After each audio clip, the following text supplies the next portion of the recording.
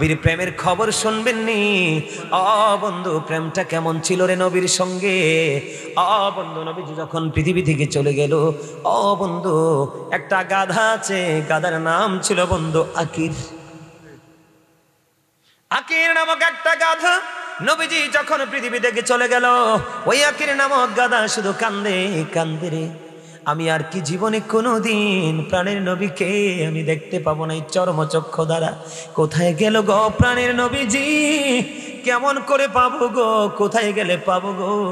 ওই আকির নামক গাধা শুধু কান্দে কান্দে রে। বন্ধু, শুধু এখানেই ক্ষান্ত নয়, 3 দিন 3 রাত্র সে কোনো খাবার পানি খায় না। 4 দিন 4 রাত্র পর্যন্ত সে কোনো খাবার খায় না রে। 3 দিন 3 রাত্র মতান্তরে 4 দিন 4 রাত্র পার হয়ে গেল, কোনো খাবার খায় না, কোনো পানি খায় না। বন্ধু, 3 দিন মতান্তরে 4 দিন 4 রাত্র পরে নবীর বিরহ সইতে না পেরে গভীর সমুদ্রে ঝাঁপ দিয়েছে, তার নিজের জীবনটা দিয়ে দেয়। জুড়ে জুড়ে বলুন না সুবহানাল্লাহ। আপনি পারছেননি, আপনার আমার প্রেম তো সেই গাধার প্রেমের সাথে তুললে হারে যাবে। কথা বলেন না কেন? শুধু তাই নয়, আমি শুনতে পেয়েছি, আমার মা বোনের আলোচনা শুনে রে, শুধু পুরুষরাই আমার নবীর সঙ্গে প্রেম করে নাই, বন্ধু, নারীরাও আমার নবীকে জানের চাইতে বেশি ভালোবেসেছে, জীবনের সব কিছুর চাইতে বেশি ভালোবেসে। হযরতে নুসেবা খবর পাইলেন প্রাণের নবীজি উহুদের ময়দানে শাহাদাত বরণ করেছে। এই কথা শোনার পরে বন্ধু, হযরতে নুসেবা শুধু দৌড়ায় রে, দৌড়ায় শুধু নবীর প্রেমে, শুধু উহুদের ময়দানের দিকে দৌড়ায়। দৌড়াইতে দৌড়াইতে যাইতে যাইতে যাইতে যাইতে বন্ধু, হঠাৎ করে নবীজি এই নুসেবার কাছে খবর চলে আসলো, রে নুসেবা, যুদ্ধের ময়দানে তোমার ভাই তো শহীদ হয়ে গেছে। বিশ্বাস করেন, আল্লাহি, আল্লাহর কসম করে বলছে রে বন্ধু, নুসেবা খবর পাইলেন তোমার যুদ্ধের ময়দানে ভাই শহীদ হয়ে গেছে। নুসেবা বন্ধু দাঁড়ায় না, দৌড়ায় শুধু নবীর প্রেমে। আরো কিছু দূর গেলেন, যাওয়ার পরে খবর চলে আসলো, রে নুসেবা, যুদ্ধের ময়দানে তোমার ভাই শাহাদাত বরণ করেছে রে নুসেবা। বন্ধু, এরপরে ওই নুসেবা দাঁড়ায় না, দৌড়ায় শুধু নবীর প্রেমে উহুদের ময়দানের দিকে। আরো দূর চলে গেল, যাওয়ার পরে খবর চলে আসলো, রে নুসেবা, যুদ্ধের ময়দানে তোমার স্বামীও শহীদ হয়ে গেছে, শাহাদাত বরণ করেছে। একটা নারীর জীবনে বন্ধু তার ভাই, তার বাবা, তার স্বামীর চাইতে গুরুত্বপূর্ণ আর কিছু নাই রে, ঠিক কিনা বলেন? একে একে করে 3টা তার গুরুত্বপূর্ণ পুরুষ বন্ধু জীবন দিয়ে দিল, কিন্তু নুসেবা একটা সেকেন্ডের জন্য বন্ধু দাঁড়াইলো না, দৌড়ায় শুধু দৌড়ায়। যাইতে যাইতে যাইতে যাইতে বন্ধু প্রাণের নবীর সাথে দিদার হয়ে গেল। এবার প্রাণের নবী যে একটা ডাক দিয়ে বললেন, আরে নুসেবা, আজকে তোমার অনেক বড় ক্ষতি হয়ে গেল গো। নুসেবা এবার একটা ডাক দিয়ে বললেন, যখন বলল নুসেবা একটা ডাক দিয়ে বললেন, ইয়া রাসূলুল্লাহ, ইয়া হাবিবাল্লাহ, নবী, নবী গো, প্রাণের নবী, যুদ্ধের ময়দানে আমার ভাই, আমার বাবা, আমার স্বামী শহীদ হয়ে গেছে। ইয়া রাসূলুল্লাহ, ইয়া হাবিবাল্লাহ, নবী গো, সব শহীদ হয়ে গেছে, আমার বিন্দু পরিমাণ কোনো দুঃখ নাই গো। ইয়া রাসূলুল্লাহ, আমি আপনাকে পেয়েছি তো সব পেয়ে গেছি। জোরে জোরে বলুন না সুবহানাল্লাহ। সুবহানাল্লাহ ওয়ালহামদুলিল্লাহ, লা ইলাহা ইল্লাল্লাহ, সুবহানাল্লাহ, মুহাম্মাদে ইল্লাল্লাহ, লা ইলাহা ইল্লাল্লাহ, লা ইলাহা। আরশে কুরসি লৌহ কলম সৃষ্টি যাহার ওসিলা, আরশে কুরসি লৌহ কলম সৃষ্টি যাহার ওসিলা, নিচে আল্লাহ খুশি হইয়া নাম রাখিলেন হাবিবুল্লাহ, সুবহানাল্লাহ। পারেন না জিকির করতে? সুবহানাল্লাহ ওয়ালহামদুলিল্লাহ, লা ইলাহা ইল্লাল্লাহ, মুহাম্মাদুর রাসূলুল্লাহ সাল্লাল্লাহু আলাইহি ওয়াসাল্লাম। বন্ধুরে আমার, শুধু এখানেই ক্ষান্ত নয়, আমার দিকে তাকান, ভালো লাগেনি শুনতে নবীর প্রেমের খবর? কথা বলেন না কেন? আমার নবী মদিনায় থাকা অবস্থায় 27টি যুদ্ধ করেছেন। কয়টি?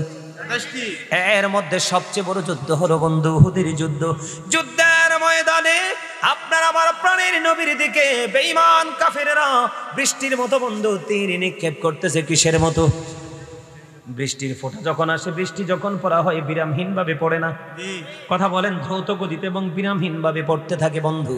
বৃষ্টি যখন বৃষ্টির মতো পড়তে থাকে, এমন ভাবে ওই বেঈমান কাফিরেরা আমার নবীকে চিরতরে পৃথিবী থেকে বিদায় করে দেওয়ার জন্য বৃষ্টির মতো যখন তীর নিক্ষেপ করতে লাগলো, হযরতে তালহা রাদিয়াল্লাহু তাআলা আনহু আমার নবীকে বন্ধু আপন করে জড়িয়ে ধরলো।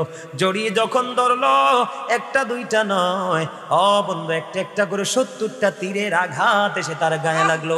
70টা তীরের আঘাত খাওয়ার পরে হাসতে হাসতে নবীর সামনে জীবন দিয়ে দেয় রে। প্রাণের নবীর জন্য নিজের জীবনটাকে কোরবানি করে ওই তালহা রাদিয়াল্লাহু তাআলা আনহু নিজের জীবনকে তিনি ধন্য মনে করেছেন। একটা বারের জন্য আফসোস করে নাই, একটা বারের জন্য বন্ধু করে নাই, নবীর জন্য নিজের জীবন বিসর্জন দিয়েছে। একটা দুইটা নয়, 70টা তীরের আঘাত খেয়ে জোরে জোরে বলুন না সুবহানাল্লাহ। নবীর সাথে প্রেমের ডুরি লাগাও। যুবক ভাই, আমি আমার ওই করোনার যুবক ভাইদেরকে বলছি, তোমরা জান্নাতের বাগানে এসেছো শেষ সময়ে, তোমরা জান্নাতের মেহমান হয়ে গেছো ভাই। আমি তোমাদেরকে বলবো, তোমরা কথা বলো না, যদিও তোমাদের কথার আওয়াজ আমার কাছে আসবে না, কিন্তু তোমরা যদি কথা বলো আমি এটাকে ডিস্টার্ব হিসাবে মনে করব। কারণ এই জান্নাতের বাগানে আল্লাহ এবং আল্লাহর হাবিবের প্রেমে কথা হবে। তোমরা হৃদয় দিয়ে শোনো, যদি তোমরা মন গড়া কথা বলো এটাই হবে বেয়াদবি, রাসূলের সাথে বেয়াদবির জন্য এটাই যথেষ্ট। হুজুর ঠিক কিনা বলেন?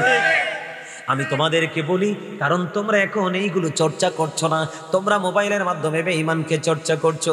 ওই বেঈমান তোমাকে জাহান্নামে নিয়ে ক্ষান্ত হবে। কারণ নষ্ট মানুষ কখনোই ভালো আশা করতে পারে না, চিন্তা করতে পারে না। ঠিক কিনা বলেন? আমি যুবক, আমি তোমাদেরকে বলি রে, আমার সাহাবায়ে কেরাম আমার নবীর সামনে যখন বসতো, নবী যখন বয়ান দিতেন, তারা ঘাড়টাকে এমন ভাবে নিচু করে রাখতো, মনে হতো যেন তাদের ঘাড়ের পক্ষীটা বসে গেছে। এত আদবের সাথে বসবে বন্ধু। এক আকাশের তারার মধ্যে, ঠিক কিনা বলেন?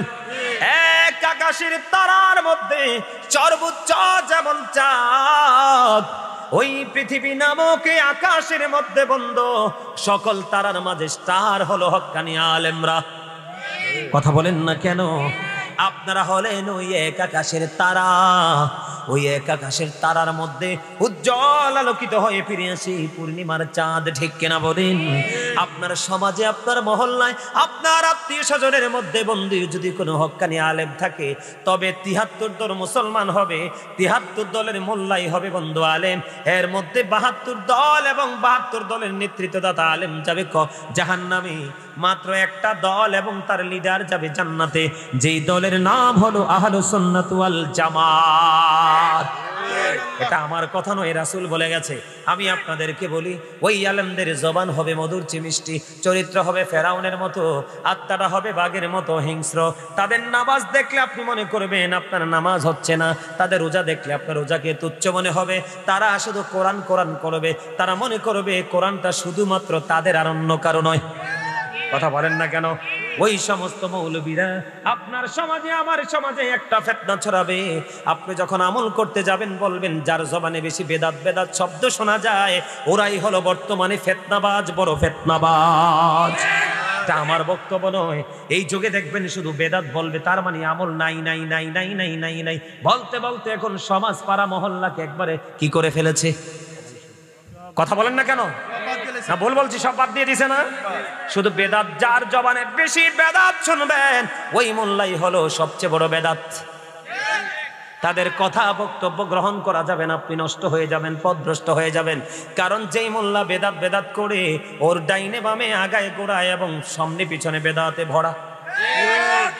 যেই মোল্লা বেদাত বলবে আপনি দেখবেন ওই মোল্লা বাচ্চাদেরকে মাঠে নামাইয়া টাকা কালেকশন করে, অথবা বাক্স দিয়ে রাস্তায় নামাইয়া দেয়। রমজান মাসে দেখবেন স্লিপ দিয়ে, নোটবুক দিয়ে পাঠাই দিবে, দেয় কি দেয় না? আপনাদেরকে বেদাত বললে বলবেন, ও হুজুর আপনি যে বাক্স দিয়ে নামাই দিলেন ওটাও তো বেদাত, কারণ রাসূলের জামানায় এমন কালেকশন ছিল না। কথা কয় না কেন? এইরকম অসংখ্য বেদাত বন্ধু, তাদের পকেট ভর্তি আছে। আমি অন্যদিকে যেতে চাই না। আপনারা কি মিলাদ পড়েননি? আরো জোরে বলেন। নবীজিরে দাঁড়ায় সালাম দেননি? সবাই পক্ষিনী। আপনাদেরকে বলি এরা নাকি নবীজিকে সালাম দেওয়ার দলিল পায় না। সূরা ফাতির মধ্যে আমার আল্লাহ বলেছেন ওয়াতুআযিরুহু ওয়া তুওয়াক্কিরুহু, help him and respect him. তোমরা আমার হাবিবকে সাহায্য করো এবং সম্মান করো। নবীজির সম্মানে দাঁড়াই শুধু সালাতু সালাম পৌঁছাই আমরা সুন্নিরা মোহাব্বতে, ঠিক কিনা গো? তুমি মোহাব্বত দেখো না, তুমি বেদাত দেখো। তোমার দুই পকেটে চাইয়া দেখো জঘন্য বেদাত ভর্তি। কথা কয় না কেন? ভুল বলেছি আমি? এদের কথা বিশ্বাস করা যাবে না বন্ধু। আমার নবী কি জিন্দা না মুর্দা? আল আম্বিয়া ওয়া আহইয়াউম ফি কুবুরিহিম ইউসাল্লুন। নবীরা তাদের আপন আপন রওজায় জিন্দা নামাজরত অবস্থায়। আপনি নবীজিকে পৃথিবীর বুকে মানুষকে আমরা সম্মান করে কি করি না? তখন তো তুমি দলিল খোঁজো না, নবীর ক্ষেত্রে তুমি কেন দলিল খোঁজো? সাহাবারা নবীর সম্মানে দাঁড়িয়েছে। এখনো পর্যন্ত এখানে হাজী সাহেব আছেন কিনা জানি না, এখনো পর্যন্ত আপনি মদিনায় যান, রাসূলের রওজার কিনারে এক সেকেন্ডের জন্য বসতে পারবেন না। দাঁড়াই এক দরজা দিয়ে ঢুকে আরেক দরজা দিয়ে সালাম দিয়ে বের হতে হয়। সবাই নবীকে দাঁড়ায় সালাম দে। তোমার ভালো না লাগলে তুমি দিও না, আমি আমার নবীর প্রেমে পড়ে করি। যেমন আমি আপনাদেরকে বলি, উহুদের ময়দানে নবীজির দান্দান মোবারক শাহাদাত বরণ করলো। কি করলো? শাহাদাত বরণ করলো। নবীজির দান্দান যখন শহীদ হয়ে গেল, বন্ধু নবীজির দাঁত মোবারক পড়ে গেল, এবার রক্ত মোবারক পড়া শুরু হয়ে গেল।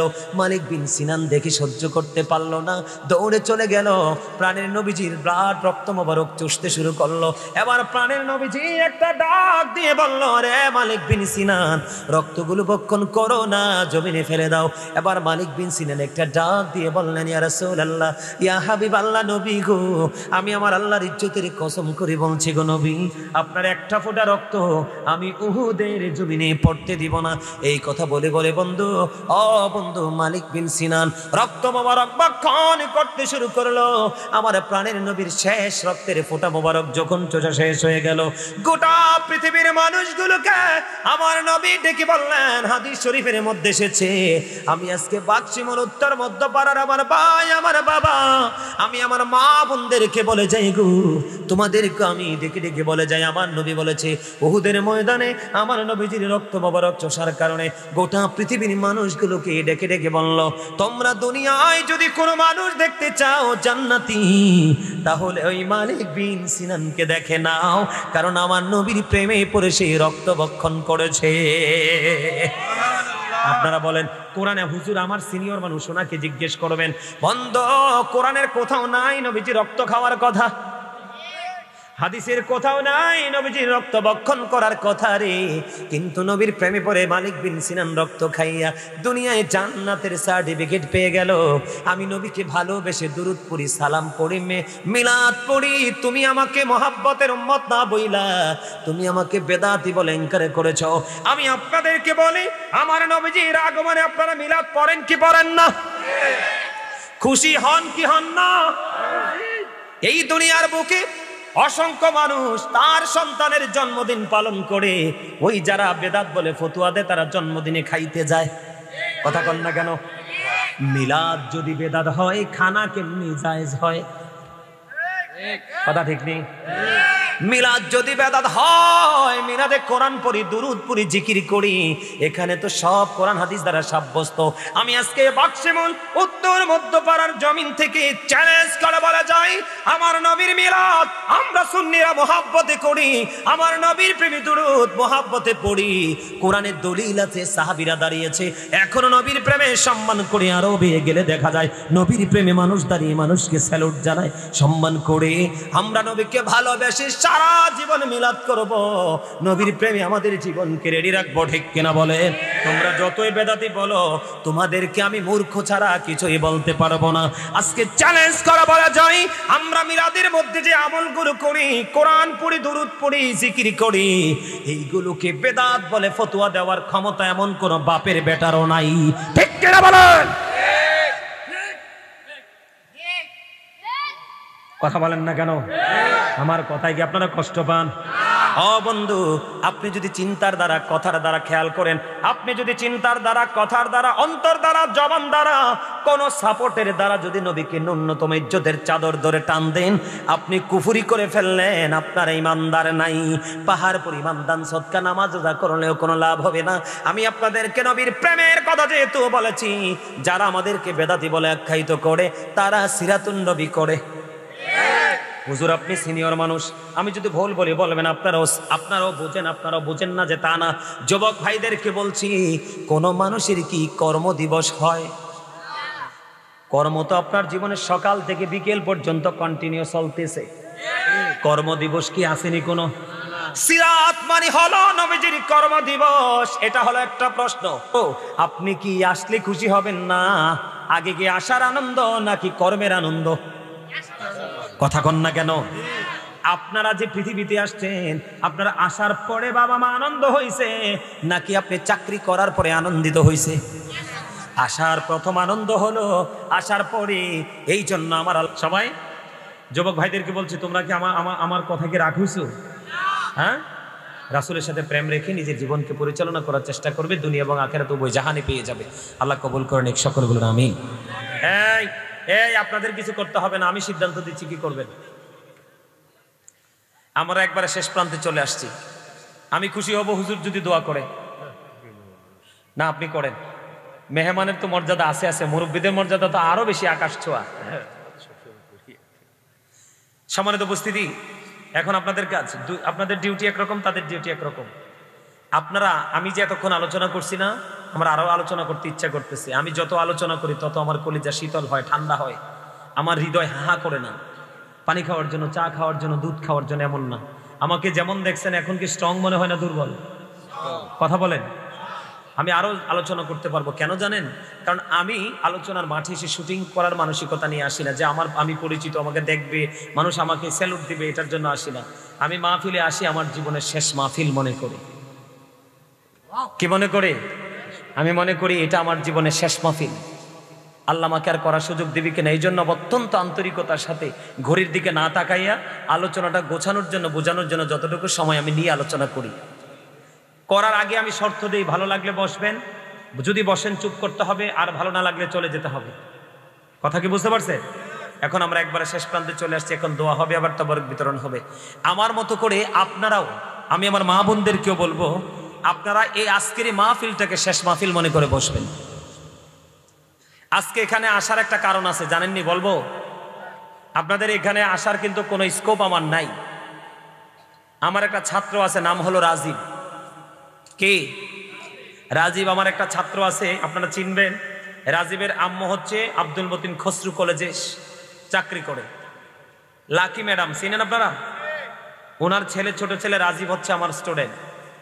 রাজীব আমাকে ফোন দিয়ে বলল যে হুজুর, আমার খুব কাছের কিছু মুরব্বী আসবে আপনার কাছে দাওয়াত দেওয়ার জন্য, দয়া করে প্রোগ্রামটা রাখবেন। আসলে তার এই কথার বক্তব্যের ভিত্তিতে আমি প্রোগ্রামটা রাখছি।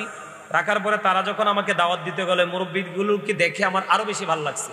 আর সত্যিকার অর্থে আজকে আসার পরে আপনারা আমার ইউনিয়নের মানুষ, আমার থানার মানুষ, আপনারা প্রথম দিকে যেমনই ছিলেন, কিন্তু মাঝামাঝি অবস্থায় আপনাদের আলোচনা শোনার মানসিকতাটা এত চমৎকার ছিল, যেটা আমি মুগ্ধ হয়েছি। আর এই সৌন্দর্যের কারণে আমি এত লং সময় আলোচনা করেছি। না হয় 12টার মধ্যে আমি মিলাদ কিয়া মোনাজাত করে আলোচনা 1-1.5 ঘন্টা করে চলে যেতাম।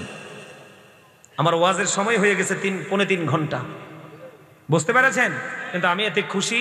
আমি আরো বেশি খুশি হব আপনারা যদি এটাকে কি করেন, আমল করেন। আপনাদের কাজ হলো জীবনের শেষ মাহফিল মনে করে, অনেক বেশি গুনার বোঝা নিয়ে এসেছি এটা মনে করে, মাথাটা নিচের দিকে করে একবারে মনে করবেন যে আপনি যেন আল্লাহর ধ্যানে মগ্ন হয়ে গেছেন, আল্লাহকে রাজি করার জন্য শেষ সময় পাগল হয়ে গেছেন। কারণ বের হওয়ার সময় আমাদের হয়ে, আর কোন দিন কোথায় মাহফিল আসতে পারবো আমরা সেটা জানি। আপনাদের কাজ হলো আপনারা মাথাটা নিচু দিকে করে, ডান বাম না তাকিয়ে, একবার সূরা ফাতিহা শরীফ, 3বার সূরা ইখলাস শরীফ, কয়েকবার দুরূদ শরীফ পড়বেন। মাথাটা নিচের দিকে তাকিয়ে মনে করবেন যেন আল্লাহর কাছে গোপনভাবে চিঠি লিখতেছেন ক্ষমার জন্য। শেষ মাহফিল মনে করে এরকম নিচের দিকে তাকিয়ে আপনারা আমলটা করতে থাকেন। আর আপনাদের কাজে দিক তাকান, কানে কানে কথা বন্ধ। আপনারা যারা আছেন সব ইয়াংম্যান, আপনার আর কাজ হলো ওনারা ওনাদের কাজ করতেছে, ফাতিহা শরীফ ইখলাস শরীফ পড়তেছে, আপনাদের কাজ হলো চুপচাপ এই দুইজনেই এক একটা তাবারুকের প্যাকেট নিয়ে যাবেন, আর একজন থাকবেন দুই হাতে দ্রুত গতিতে দিতে থাকবেন, কোনো কথা বলা যাবে না। এইভাবে দেন, লাইনে লাইনে ঢুকেন, এক একজন এক একটা লাইনে ঢুকেন খুব দ্রুত গতিতে, এক একটা তাবারুকের প্যাকেট নিয়ে সামনে দিয়ে একজন স্টেজে পড়ে দিয়েন, কথা বলা যাবে না। কিন্তু ওনারা যেভাবে শান্তভাবে আমল করতেছে ঠিক আপনারাও তাদেরকে সম্মানী স্বরূপে তাবারুকটা হাতে পৌঁছে দিবেন। এক একজন এক একটা লাইনে ঢুকে দ্রুত গতিতে তাবারুকটা দিয়ে দেন, কিন্তু কথা বলা যাবে না, একদম সাইলেন্ট মোডে থাকতে হবে, এটা জান্নাতের বাগানের আদব। হ্যাঁ, দেওয়া শুরু করেন, দ্রুত দিতে থাকেন।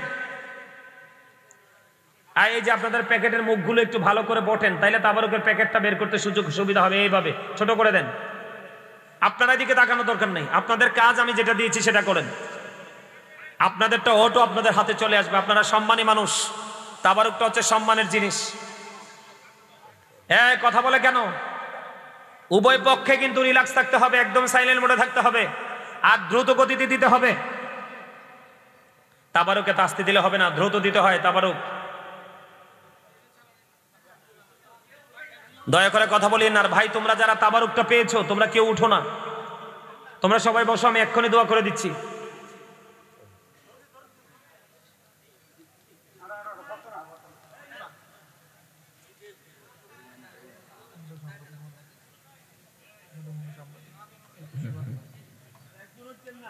উঠবে না, উঠবে না। আমি মানে আজকে গর্ব করতে ইচ্ছে করতেছে যে আমার ইউনিয়নের মানুষ, আমার থানার মানুষ এত শান্ত।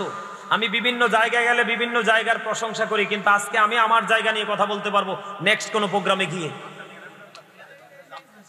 ও আচ্ছা, আমার গ্রামটা জানতে চাইছেন আপনারা? উনি বলতেছে জীবন শিক্ষা শুরু হচ্ছে ফকিরবাজার মাদ্রাসা থেকে। আমার বাড়িটা হচ্ছে ফকিরবাজার থেকে সোজা পূর্ব দিকে একটা রাস্তা গেছে, পাহাড়পুর আছে না? পাহাড়পুরের পরে একদম সর্বশেষ সীমান্তবর্তী এলাকা বৈরবপুর, ছোট্ট একটা গ্রাম। এই বৈরবপুর গ্রামে হচ্ছে আমার বাড়ি। আমার বাবার নাম হলো হরমুজ আলী। আলহামদুলিল্লাহ বলেন।